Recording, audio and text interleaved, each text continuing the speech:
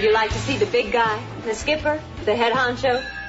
Good morning, Captain. Good morning, Captain. You're listening to Morning Joe with the CO. Good morning, Rota. It is Thursday, August 14th, 7:04.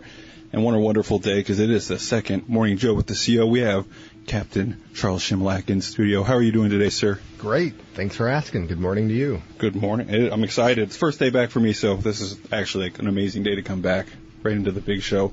Welcome back. I'm glad we could celebrate that with you today. Thank you. Speaking of celebrations, you've had last time you were here for your first show, your family was coming the next day. How's that been so far? It's been fantastic. I think I share that with everyone. When your family finally arrives, it's an exciting day. And then, of course, you quickly settling in. And as we patiently wait for our goods to arrive, we're making the best of life here on good Naval Station Rota, taking advantage of all the wonderful things that our community has to offer. We finished ICR yesterday and took the children on the field trip to see the beautiful town of Rota.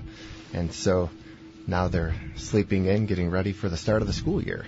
Are they excited for school? Absolutely. They've been able to meet a lot of friends, go to the pool, try some swimming and some of the other activities for the children, and they've been able to meet some of the kids in the neighborhood, and now they have a good friend group to start the year with and build off of as they continue through the rest of the year, making more friends and joining the community that we all love to call home. That's super exciting, and it's awesome that you come in on Thursday because Randy Lambert comes in. He's school liaison, and it always seems very well connected what they do for the kids, so I think they're in great hands. Yeah, Randy's a community treasure. Yeah. It's a wealth of information, and he's so committed. Like, we've been in the summer, and they never stop. And then speaking of summer, it's first month for you guys. Have you guys done anything fun? Traveled? Other than settling in? Road has been fun. Yeah. Settling. So yeah, just exploring the base has been fun. We enjoy the beach and the pool and the movies, the bowling alley, all the things that, we can do locally. We have a young child, and so, keeping everyone entertained and active has been the goal. So we haven't spent a whole lot of time traveling. We've just been getting used to the neighbors and trying to just get caught up on sleep. I think the jet lag took a lot longer for them than we had anticipated.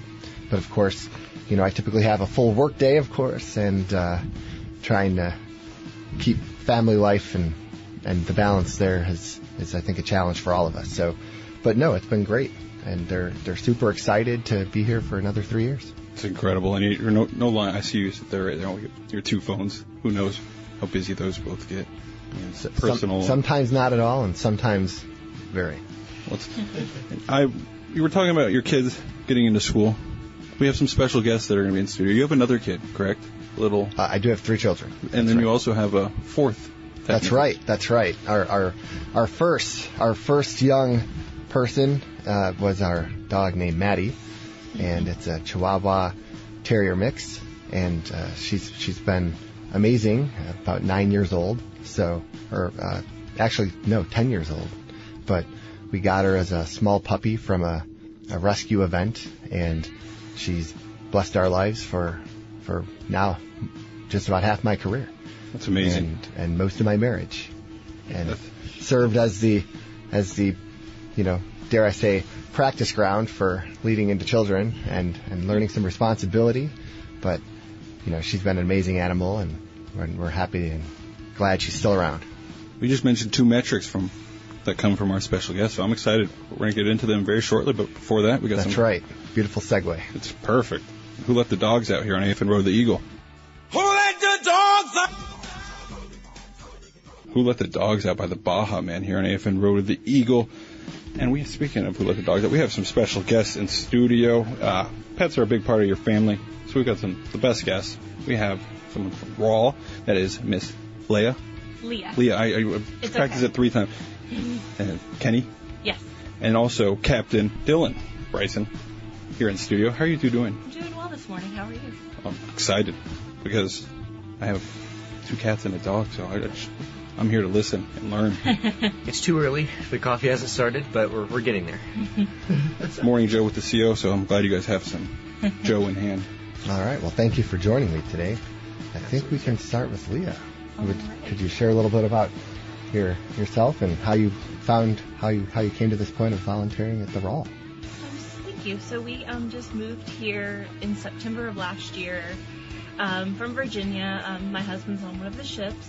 When I'm back in the States, I do theater, but here I hang out with my dogs. I stay at home with my 2 corgis, and I saw some posts online for volunteering at RAWL, so I ended up going to an orientation. I started volunteering a lot, and then they asked me if I wanted to be on the board, and I said sure. So now I'm their adoption coordinator, and I just really enjoy getting to see but animals every single day when I go in. So you volunteered, and that escalated quickly. It did. It escalated. Yeah. I love animals. My husband did say, though, not to bring any pets home. We have 2. Do you sometimes take them home for a short while, maybe a fostering situation? No, unfortunately. Okay. And then Dylan. Yes, sir. Captain, United States Army. 03 type. Right. Welcome. Yes. And you are representing the Army presence on Naval Station Rota. Yep. So I've seen like one other Army captain on the post in the entire time that I've been here, 2 years. So, but it's just me and my team of about 6. We fluctuate a little bit, but me and 6 Army guys. Okay. And could you tell us a little bit about who the Veterinarian Treatment Center treats? Cool. So, me personally, I'll treat just about anything. If you've got a horse or a cow, maybe a gerbil or a lizard, they can come see me. But dogs and cats are our mainstay. It's what most people bring. But Spain's pretty good to us, so we'll treat just about anything. Good. So a new family who's PCS and they've brought their animal, they can expect to come to the base facility to have their animal treated. Yes. Yeah. Now, can they get medicine from the office as well, or do they have to go in town? So for the most part, we carry everything that I like to prescribe and that my other doctor likes to prescribe. But there is some medication that's a little bit specialized that we'll refer you out in town to get. It's a pretty easy process, and we'll walk you through it if we ever come to that. Okay, so if our animal happens to have a prescription for something and you don't offer it because it's largely a U.S. prescription, you could either find an alternative or just give the recommendation or the referral to go out in town. Yeah, absolutely. So Spain has most of the drugs that I would prescribe in America or an equivalent if I don't carry it in the clinic. Okay, great. Do you do emergency services? I do not have extensive capacity for emergency services.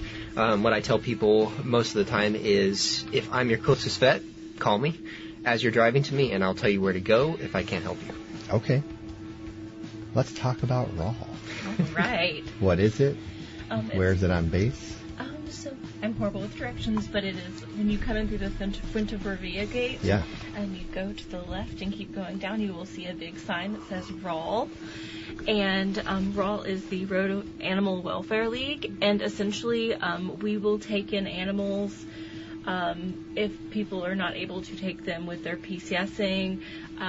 We take sometimes out on the town if other shelters need help with some of the animals if they're full. And we have a facility that we have a limited facility, but we do try to take in animals on a case-by-case basis. Okay. About how many animals do you have there now? So right now, I believe we have about 4 or 5 dogs. Okay. And then right now we're a little low on cats, which is good. I think we have about 4 right now, and then 2 or 3 on the other side of there's what's the word? I apologize. But anyways, we have about 6 cats. Okay. Total. Are there any other types of animals that have been offered? Not that I'm aware of. We will not take in other animals. It's just cats and dogs. We keep it simple. So if someone finds a wounded animal, who do they call? That's a great question, sir. That's a great question. So if you find a wounded stray animal, then technically you can call the Spanish police. Okay. Spain has claimed the rights to all of the feral or stray animals. So technically me being the American vet is not supposed to mess with them. If they're dying and I'm your closest vet, I'll probably help you. Mm-hmm. But don't tell anyone. Okay. So let's talk about volunteers. At RAWL, who is the ideal volunteer? It can really be anyone that has some afternoon time Okay. to come in. Typically volunteers come in around 3-ish. They'll come in and feed the animals, walk them. We also have some shifts as well. If you need to come in the morning to walk dogs, you can do that as well. Okay. Anybody with a little bit of time that can come in for volunteer orientation, which we typically have on, every Wednesday. So you Okay. can sign up for it online. So what time on Wednesday should someone come by after they sign up online? It is a great question. So someone with a bit of so anyone who has some time is invited to volunteer at the RAWL, and you will accommodate the time they have and put them to good use. Yes, we will. Excellent. And at the VTF, can people volunteer there as well? So you can volunteer at the VTF. We are pretty full staff right now. Okay. If you're interested in volunteering, come talk to me, and we'll work through the nuances of that. There's a lot of paperwork that you have to fill out in order to volunteer at the vet, just due to the inherent quote-unquote rabies risk Right. that we experience as a veterinary practitioner. But if you're interested, absolutely come by and talk to me, and we'll talk about it. So there's a question on the streets. Can you volunteer at the RAWL as a child, and what age would you have to be?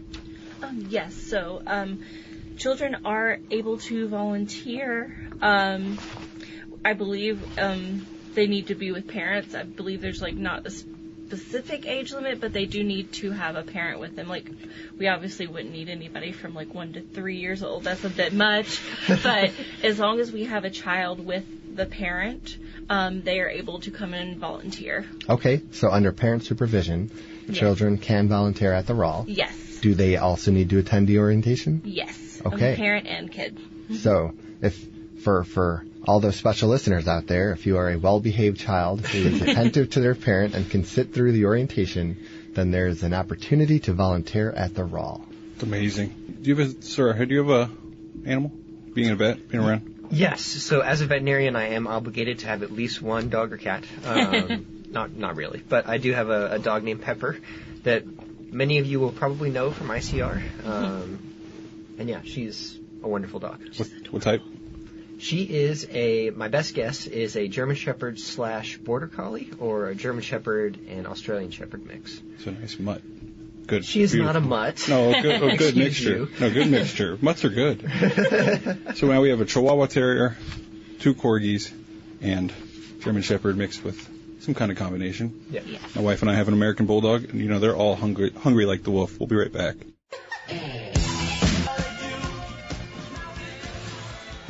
Welcome back to Morning Joe with the CO, Captain Chmielak, here with our awesome, esteemed guest. We have Leah. Did I say that correctly? It's Leah. It's Leah. okay. Oh, I just said It's it off early. air, It's too. early. No, that's That's strike 2, by I'm the never way. going to forget that. We have our beloved veterinarian on base. We're talking PCS. Yes, so let's talk about PCS. I know it's a hot topic during a hot season and a lot of travel. So for our families out there across the world who may be PCSing to Rota, let's talk about that. What should they be thinking about? What should they be doing? So PCSing to Rota is fairly easy. After you've got all your paperwork and your dog is here, that's really the hardest part. Most of that's coordination with your vet over in the States or wherever you're coming from. The easy part is after you get here, you need to complete an intake form with the VTF here on base. If you run into me at ICR, I'll probably give you the intake form there. You can stop by our office anytime we're open, and our lovely front desk lady will give you the intake form. Or if we happen to be closed when you stop by the clinic, there is a drop box right by our front little glass door.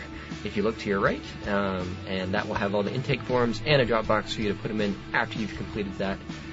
After you've completed the intake form, we can schedule you for an EU passport appointment, one of the EU/Spanish requirements, or you can go out in town, and we'll kind of direct you after you complete the intake form.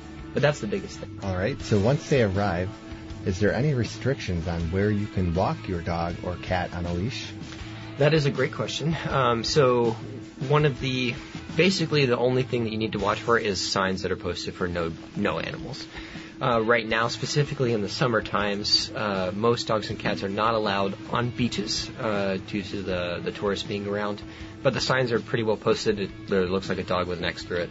And the times are posted in Spanish, but they're relatively easy to translate. And at the RAWL, have we seen any increase of animals or decrease? Have people been adopting because they've arrived and realized they missed their furry friends? Actually, yes, we've had quite a few cats adopted. I know I was out of town, but I got all these messages saying that we had about 4 cats find homes in a span of like a day. So I was really happy and really impressed. Really sad I didn't get to tell them goodbye, but happy they found a home. So can you describe the animals that are up for adoption now? I can for a few of them. So we have a German Shepherd named Hercules. He's about 10, I believe. He's looking for a pretty laid-back home. He'll just sit around and want pets and belly rubs, all the attention. We have Jack and Renee. I believe they're not quite ready for adoption, but they're getting there. And one of them is a Belgian Malinois mix, and the other is a Hound mix. And they're just both full of energy and love to run around. They like playing with the water hose. And then with the cats, think of what cats we have left. I know Ash is supposed to be adopted soon. And then we have Tucker, who is a black and white cat. Tuxedo, he's really cute and adorable.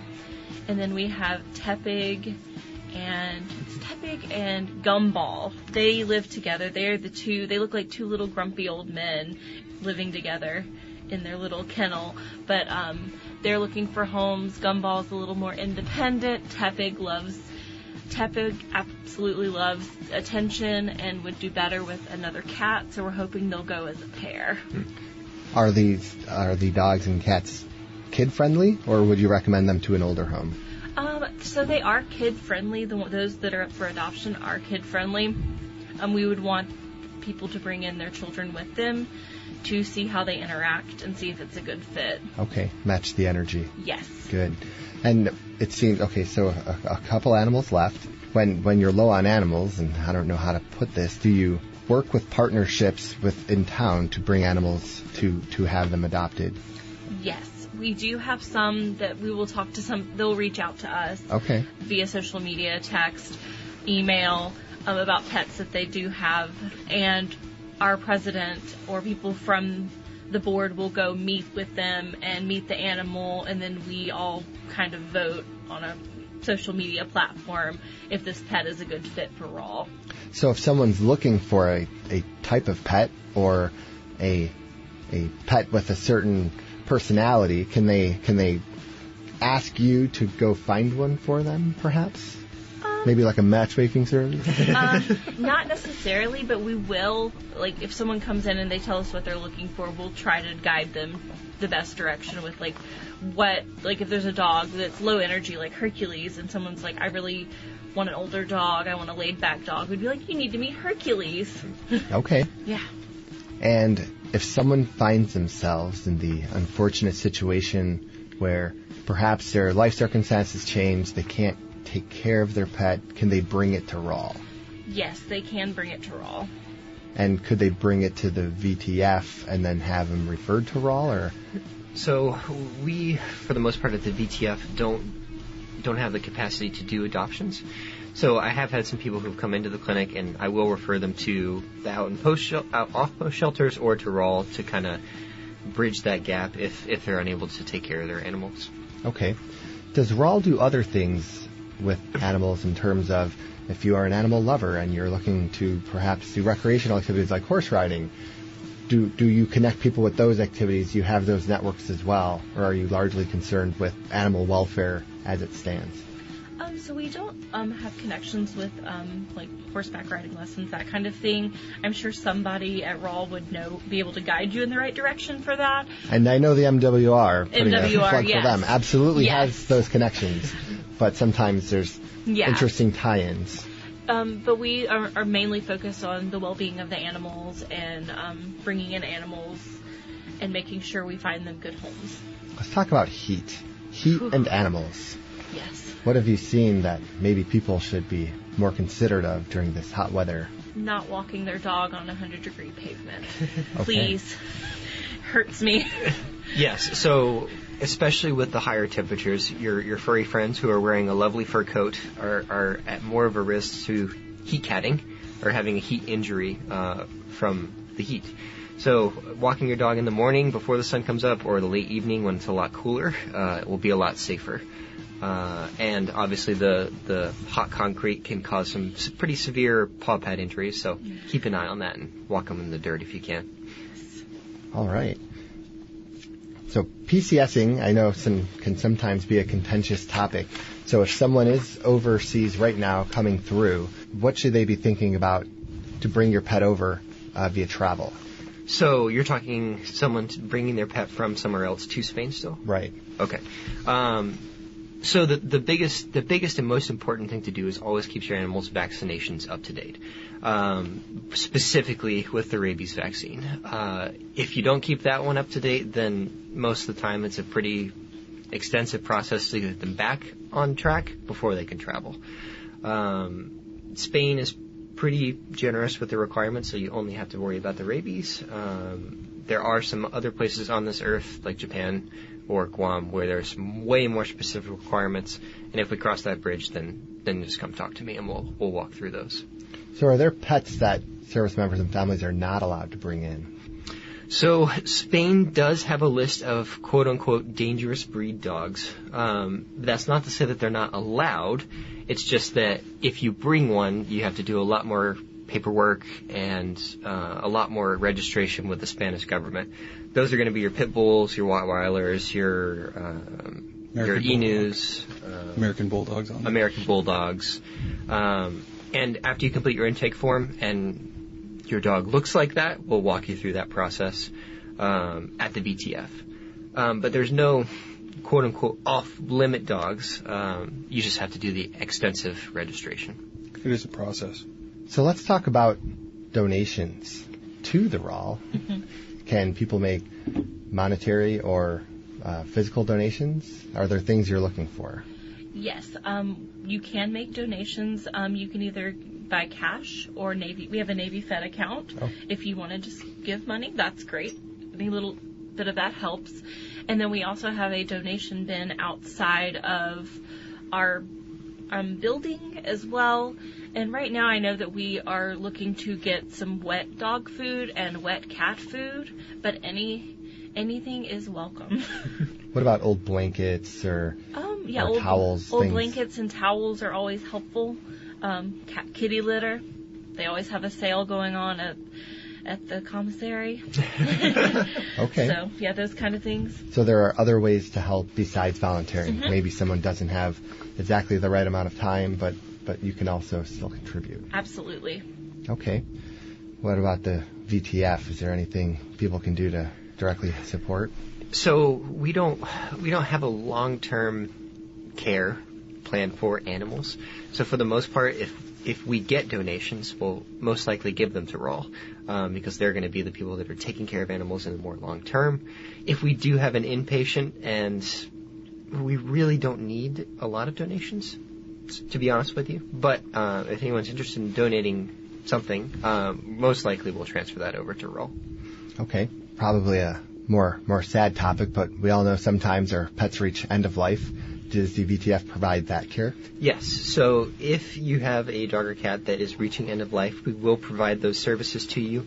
We also have a relationship with the Spanish to be able to provide cremation services, urns, and other things for end of life care for your pets. If your dog just happens to be sick, but many more useful years ahead of them, can they stay overnight at the VTF, or would you refer them in town? So for the most part, if we're going to do overnight care, you'll be referred out in town. There's some very specific scenarios where I wouldn't do that, but for the most part, you'll be referred out in town. Okay. Pet insurance. Is that an option for military members and their families and civilians overseas? Yes, so pet insurance is an option. USAA and a couple other American insurance providers actually do provide pet insurance. There are pet insurance options available in the Spanish community, especially for our dangerous breed dogs. If you need any pointers in that, please feel free to stop by the VTF and we'll kind of point you in the right direction. All right. It's amazing stuff. The dangerous breed thing is they don't exclude the dog. So I like that you touch base with that on Spain, but it is nice. Yeah, so for our dangerous breeds, as of right this second, they are banned from the installation unless you're coming to the VTF for veterinary service. But Spain itself does not ban them. So if you live out in town, you're good, but you're not supposed to have them on base. I did not know that. Thank you. That's good to know.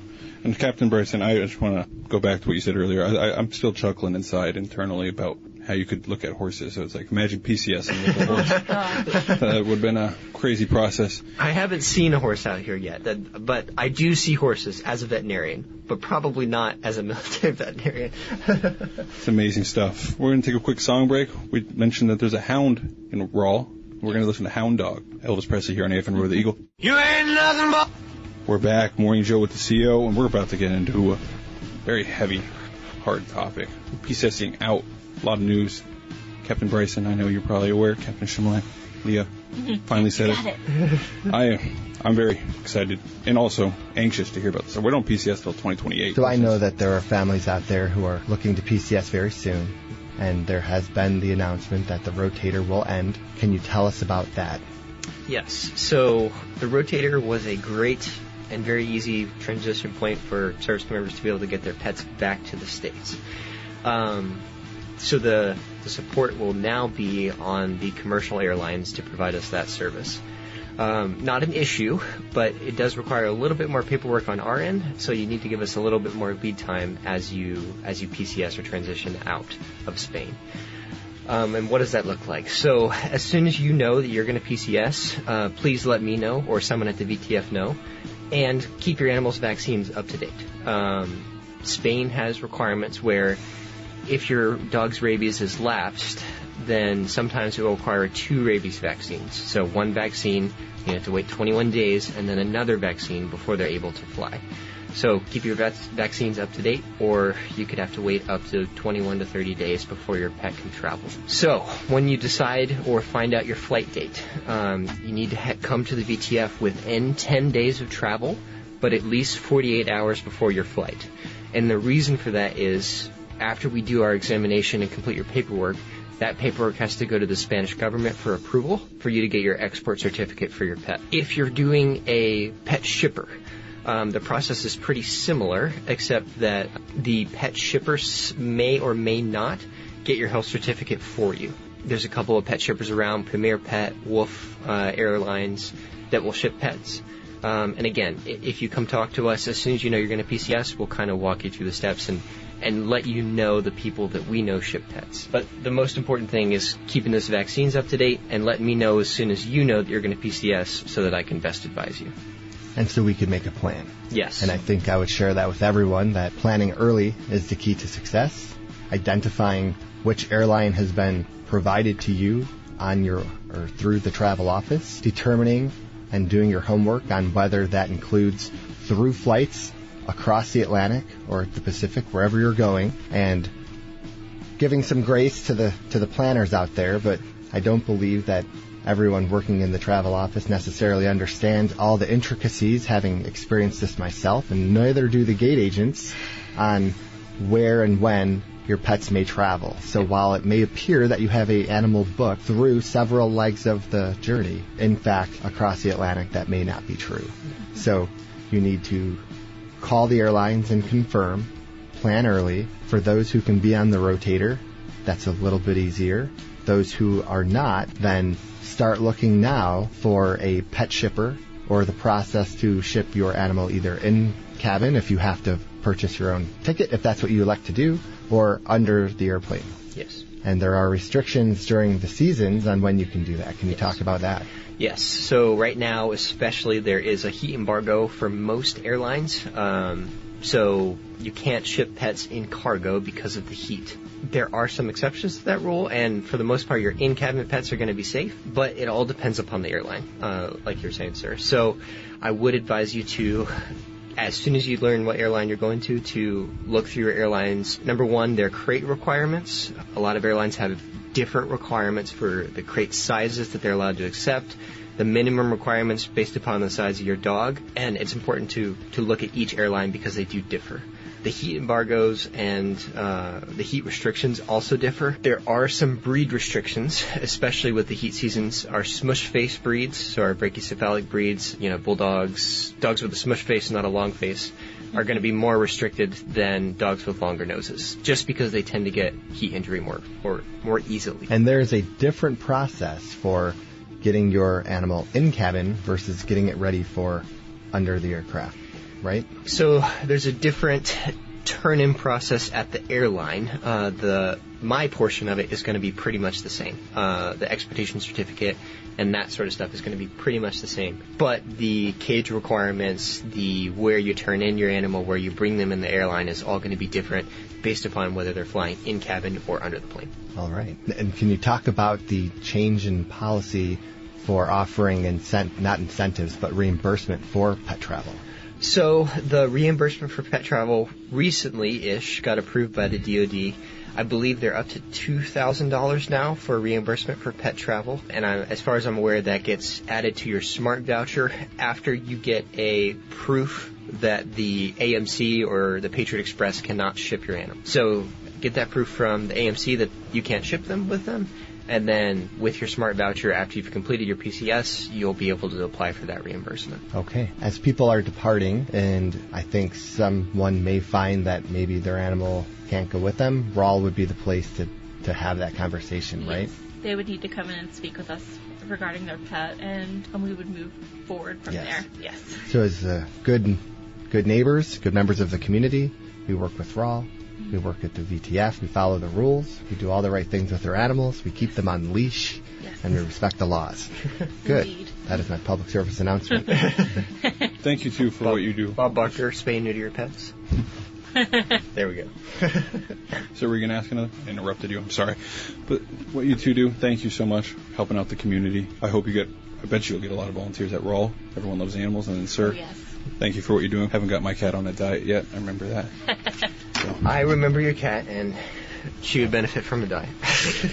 And so RAWL is hosting an event soon. I think you may have mentioned it. Would you like to bring that up again and make one more? So August 16th is the National Clear the Shelters Day. So we are going to have an event with different things. It's from 12 to 3 p.m. at the RAWL building. There will be opportunities to donate. There should be snacks. There will be, I believe there's like a jewelry thing that we're having there. What is it called? The jewelry, the permanent jewelry company is going to be there. Lots of different little activities you can do and learn about volunteering. It's amazing. Bring your kids. Bring your kids. All right. So I know there's many different species of animals around base. We talked about what to do if we find a wounded animal and someone's concerned, some protected species as well. Is there anything that you can offer about that we should know? So for the protected species specifically, the iguanas, please don't touch them. The Spanish get very mad when anyone tries to touch them, so please don't do that. Please just leave them be, and we'll be better. So if they're protected species, yes. What was your other questions? No, just if so. Okay. We talked about the wounded animals. They can call the police. Yes. And they will come get the animal. If somehow it finds its way into a box and they have it, they can take it to you. I think we've seen a few. Wink, wink. Sometimes the birds will get into arguments and fly into windows or something. So if someone has some concerns, they can call you. They can call the non-emergency line of the police. Yes. And someone will respond. Yes. Or they can take them perhaps to the Welfare League, and you will direct it to the appropriate place? Yes. Okay. That is good. So now we have a plan, and with that, nice segue talking about birds. Captain Bryson. Yes. Leah, thank you so much for all that you do. It's amazing. I can't thank you enough. I love the little animals, every one of them. Sir, it's 7:53. You want to do the run through on the thing? We'll do a quick little song break, actually. You mentioned birds. 3 little birds here on AFN Rota, the Eagle. We are back. Morning Joe with the CO, Captain Chmielak. This is your time. Community updates. I'm excited. I've been gone for the last 2 weeks, so I don't know what's going on. All right. Well, first off, thanks to our guest today, Leah and Dylan. Thank you very much. It was a pleasure talking with you, and I hope everyone out there appreciated the information they received today and enjoyed the show. But I would be remiss if I did not bring up the fact that if you are driving e-bikes on base, you must wear a helmet. Be careful. Be careful at the roundabouts. We have had some accidents that were completely preventable. It does get dusty, and dust and two wheels does not sometimes agree. Obey the speed limit. We will be looking. Congratulations to the Chief Petty Officers. We have 17 CPO selects and 3 Master Sergeant selectees. If you see them, congratulate them. The back to school fair today, 1300 to 1600 at the Exchange. We'll kick it off with a town hall. Bring your questions, log in online. I will be there. If you ever have questions, feel free to use a QR code, send them to the ICE comments. I will get back to you, or the XO, JJ Jennings, or CMC. And last but not least, let's all be good partners, community members, neighbors, friends. Let's pick up around the base, keep Rota beautiful. Thanks for what you do. Back to you, DJ. It's already beautiful. We've got to keep it beautiful. Sir, one last question for you. Is this your first town hall meeting? Yes. Congrats. Thank you. In advance. I look forward to it. It'll be amazing. I look forward to the opportunity to engage with the community. I'm going to have to pay some people to be a peanut gallery today. And if I don't have the answer, I will find it for you. It's the best answer someone can get. I don't know it, but I'll get back to you. That's right. Sir, thank you so much. Always a pleasure. Yeah, see you next month for third show. Now that you're routine. Hasta luego. Bringing us out, we got America with a horse with no name here on AFN Rota, the Eagle, serving America's best.